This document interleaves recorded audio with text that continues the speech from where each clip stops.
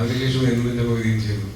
ആ സമയത്തും സിനിമയുടെ റിലീസിൻ്റെ അന്ന് ഞാൻ രാജുവിനെ മെസ്സേജ് ചേട്ടാ ഒരുപാട് സന്തോഷം, സിനിമയുടെ ഭാഗമായത് ഭയങ്കര നല്ല റെസ്പോൺസാണ് സിനിമയ്ക്കും, എൻ്റെ പെർഫോമൻസ് നല്ലതാണെന്ന് പറയുന്നത് സന്തോഷം. അപ്പോൾ പുള്ളിയെ തിരിച്ചു പറഞ്ഞത് നിനക്ക് വരുന്നതൊക്കെ നായക വേഷങ്ങളായിരിക്കും നന്നായിട്ട് ചെയ്യാൻ. ഞാൻ പറഞ്ഞു ചേട്ടാ ഞാൻ ചെയ്തതൊരു സപ്പോർട്ടിങ് ക്യാരക്ടറാണ് ഈ സിനിമയിൽ, അപ്പോൾ എനിക്ക് നല്ല സപ്പോർട്ടിങ് ക്യാരക്ടേഴ്സ് ഇല്ലേ ഇനി തുടർന്ന് വരികയാണ്. പുള്ളി നീ കണ്ടു എന്ന് പറഞ്ഞിട്ട് അവിടെ നിന്ന് മുതൽ പിന്നീട് എനിക്ക് വന്നതിൽ ഒരു 90% എനിക്ക് വന്നിട്ടുള്ളത് ലീഡ് റോളുകളാണ്. അതെന്താണെന്ന് എനിക്കത് മനസ്സിലായി, പുള്ളിക്കത് അങ്ങനെ മനസ്സിലായി.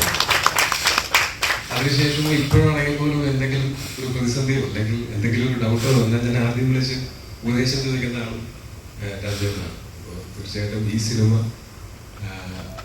സിനിമ ഇതുപോലൊരു സിനിമ ഇങ്ങനെ മൗണ്ട് ചെയ്ത് അത് മലയാളത്തിന്റെ അഭിമാനമായിട്ട് കൊണ്ടുവരാനായിട്ട് അതിന് ഒരുപാട് ആൾക്കാർക്ക് പറ്റുമെന്ന് എനിക്ക് തോന്നുന്നില്ല. അത് എനിക്ക് തോന്നുന്നത് രാജുവേട്ടൻ ലൊക്കേഷനിൽ അതെങ്ങനെയാണ് അത് ഹാൻഡിൽ ചെയ്തിട്ടുള്ളത്.